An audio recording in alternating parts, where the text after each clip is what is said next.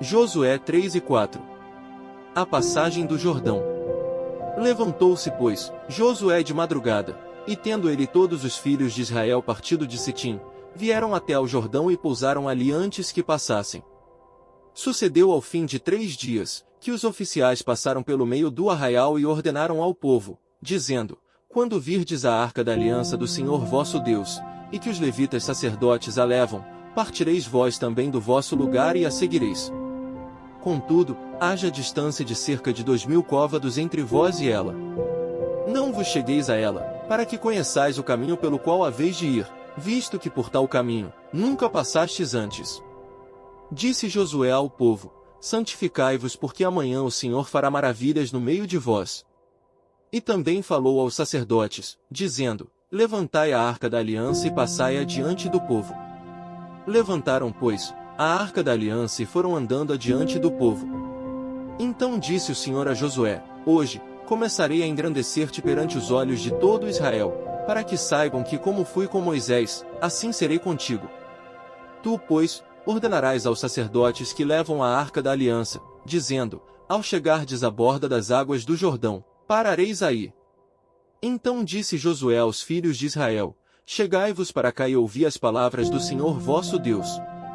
Disse mais Josué: nisto conhecereis que o Deus vivo está no meio de vós e que de todo lançará de diante de vós os cananeus, os heteus, os heveus, os ferezeus, os girgazeus, os amorreus e os jebuseus. Eis que a arca da aliança do Senhor de toda a terra passa o Jordão diante de vós.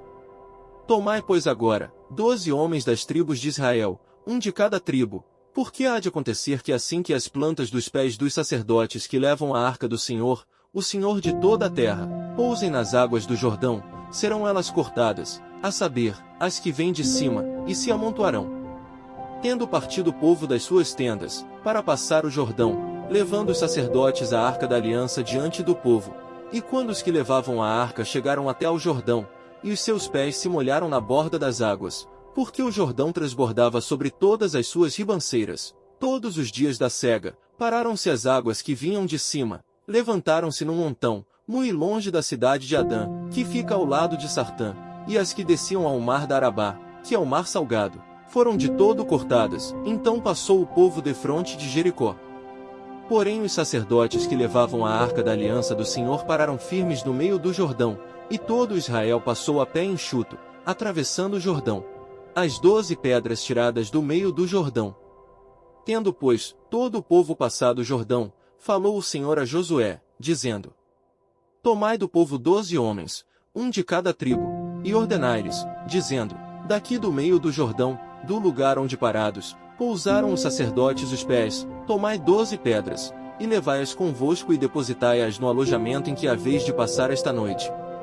Chamou, pois, Josué os 12 homens que escolhera dos filhos de Israel, um de cada tribo, e disse-lhes: passai adiante da arca do Senhor vosso Deus, ao meio do Jordão, e cada um levante sobre o ombro uma pedra, segundo o número das tribos dos filhos de Israel, para que isto seja por sinal entre vós, e quando vossos filhos, no futuro perguntarem, dizendo: que vos significam estas pedras? Então lhes direis que as águas do Jordão foram cortadas diante da arca da aliança do Senhor. Em passando ela, foram as águas do Jordão cortadas.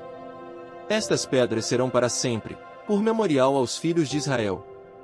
Fizeram, pois, os filhos de Israel como Josué ordenara, e levantaram 12 pedras do meio do Jordão, como o Senhor tinha dito a Josué, segundo o número das tribos dos filhos de Israel, e levaram-nas consigo ao alojamento, e as depositaram ali. Levantou Josué também 12 pedras no meio do Jordão, no lugar em que parados, pousaram os pés dos sacerdotes que levavam a arca da aliança, e ali estão até ao dia de hoje. Porque os sacerdotes que levavam a arca haviam parado no meio do Jordão em pé, até que se cumpriu tudo quanto o Senhor, por intermédio de Moisés, ordenara a Josué falasse ao povo, e o povo se apressou e passou. Tendo passado todo o povo, então passou a arca do Senhor, e os sacerdotes, à vista de todo o povo. Passaram os filhos de Ruben, e os filhos de Gade, e a meia tribo de Manassés, armados, na frente dos filhos de Israel, como Moisés lhes tinha dito, uns 40.000 homens de guerra armados passaram diante do Senhor para a batalha, às campinas de Jericó. Naquele dia, o Senhor engrandeceu a Josué na presença de todo Israel, e respeitaram-no todos os dias da sua vida, como haviam respeitado a Moisés. Disse, pois, o Senhor a Josué: dá ordem aos sacerdotes que levam a arca do testemunho que subam do Jordão.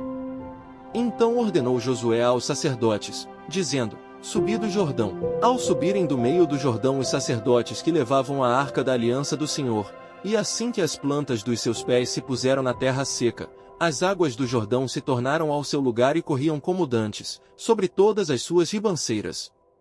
Subiu, pois, do Jordão o povo no dia 10 do primeiro mês, e acamparam-se em Gilgal, do lado oriental de Jericó. As 12 pedras que tiraram do Jordão, levantou-as Josué em coluna em Gilgal. E disse aos filhos de Israel: quando no futuro, vossos filhos perguntarem a seus pais, dizendo: que significam estas pedras? Fareis saber a vossos filhos, dizendo: Israel passou em seco este Jordão, porque o Senhor vosso Deus fez secar as águas do Jordão diante de vós, até que passasseis, como o Senhor vosso Deus fez ao Mar Vermelho, ao qual secou perante nós, até que passamos. Para que todos os povos da terra conheçam que a mão do Senhor é forte, a fim de que temais ao Senhor vosso Deus, todos os dias. Lucas 14 versículos 7 a 35. Os primeiros lugares. Reparando como os convidados escolhiam os primeiros lugares, propôs-lhes uma parábola. Quando por alguém fores convidado para um casamento, não procures o primeiro lugar, para não suceder que havendo um convidado mais digno do que tu, vindo aquele que te convidou e também a ele, te diga: dá o lugar a este. Então irás, envergonhado, ocupar o último lugar. Pelo contrário, quando fores convidado, vai tomar o último lugar, para que, quando vier o que te convidou, te diga: amigo, senta-te mais para cima. Ser-te-á isto uma honra diante de todos os mais convivas.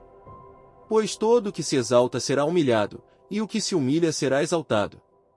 Disse também ao que o havia convidado: quando deres um jantar ou uma ceia, não convides os teus amigos, nem teus irmãos, nem teus parentes, nem vizinhos ricos, para não suceder que eles, por sua vez, te convidem e sejas recompensado. Antes, ao dares um banquete, convida os pobres, os aleijados, os coxos e os cegos, e serás bem-aventurado, pelo fato de não terem eles com que recompensar-te. A tua recompensa, porém, tu a receberás na ressurreição dos justos. A parábola da grande ceia. Ora, ouvindo tais palavras, um dos que estavam com ele à mesa, disse-lhe: bem-aventurado aquele que comer pão no reino de Deus. Ele, porém, respondeu: certo homem deu uma grande ceia e convidou muitos. À hora da ceia, enviou o seu servo para avisar aos convidados: vinde, porque tudo já está preparado. Não obstante, todos a uma, começaram a escusar-se.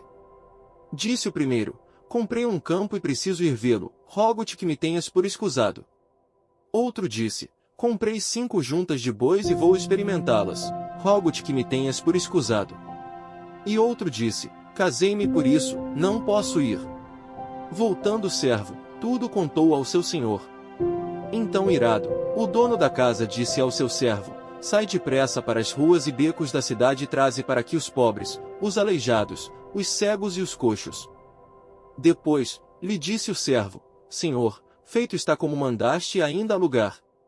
Respondeu-lhe o Senhor: sai pelos caminhos e atalhos e obriga todos a entrar, para que fique cheia a minha casa. Porque vos declaro que nenhum daqueles homens que foram convidados provará a minha ceia. O serviço de Cristo exige abnegação. Grandes multidões o acompanhavam, e ele voltando-se, lhes disse: se alguém vem a mim e não aborrece a seu pai, e mãe, e mulher, e filhos, irmãos, irmãs e ainda a sua própria vida, não pode ser meu discípulo. E qualquer que não tomar a sua cruz e vier após mim não pode ser meu discípulo. Pois qual de vós, pretendendo construir uma torre, não se assenta primeiro para calcular a despesa e verificar se tem os meios para concluir? Para não suceder que, tendo lançado os alicerces e não há podendo acabar, todos os que a virem zombem dele, dizendo: este homem começou a construir e não pôde acabar. Ou qual é o rei que, indo para combater outro rei, não se assenta primeiro para calcular se com 10.000 homens poderá enfrentar o que vem contra ele com 20.000? Caso contrário, estando o outro ainda longe, envia-lhe uma embaixada, pedindo condições de paz. Assim, pois, todo aquele que dentre vós não renuncia a tudo quanto tem não pode ser meu discípulo. Os discípulos, sal da terra. O sal é certamente bom, caso, porém, se torne insípido, como restaurar-lhe o sabor? Nem presta para a terra, nem mesmo para o monturo, lançam-no fora. Quem tem ouvidos para ouvir, ouça. Salmos 80. Pedindo restaurações. Ao mestre de canto, segundo a melodia, os lírios. Testemunho de Asaf. Salmo. Dá ouvidos, ó pastor de Israel, tu que conduzes a José como um rebanho, tu que estás entronizado acima dos querubins, mostra o teu esplendor. Perante Efraim, Benjamim e Manassés, desperta o teu poder e vem salvar-nos. Restaura-nos, ó Deus, faze resplandecer o teu rosto, e seremos salvos. Ó Senhor, Deus dos exércitos, até quando estarás indignado contra a oração do teu povo? Dás-lhe a comer pão de lágrimas e a beber copioso pranto. Constituis-nos em contendas para os nossos vizinhos, e os nossos inimigos zombam de nós a valer. Restaura-nos, ó Deus dos exércitos, faze resplandecer o teu rosto, e seremos salvos. Trouxeste uma videira do Egito, expulsaste as nações e a plantaste.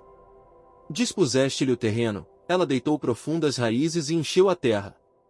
Com a sombra dela os montes se cobriram, e com os seus sarmentos, os cedros de Deus. Estendeu ela sua ramagem até ao mar e os seus rebentos, até ao rio. Por que lhe derribaste as cercas, de sorte que a vindimam todos os que passam pelo caminho? O javali da selva devasta, e nela se repastam os animais que pululam no campo. Ó Deus dos exércitos, volta-te, nós te rogamos, olha do céu, e vê e visita esta vinha, protege o que a tua mão direita plantou, o sarmento que para ti fortaleceste. Está queimada, está decepada. Pereçam os nossos inimigos pela repreensão do teu rosto. Seja a tua mão sobre o povo da tua destra, sobre o filho do homem que fortaleceste para ti. E assim não nos apartaremos de ti, vivifica-nos e invocaremos o teu nome. Restaura-nos, ó Senhor Deus dos exércitos, faze resplandecer o teu rosto, e seremos salvos. Provérbios 12 versículos 27 e 28. O preguiçoso não assará a sua caça, mas o bem precioso do homem é ser ele diligente. Na vereda da justiça está a vida, e no caminho da sua carreira não há morte.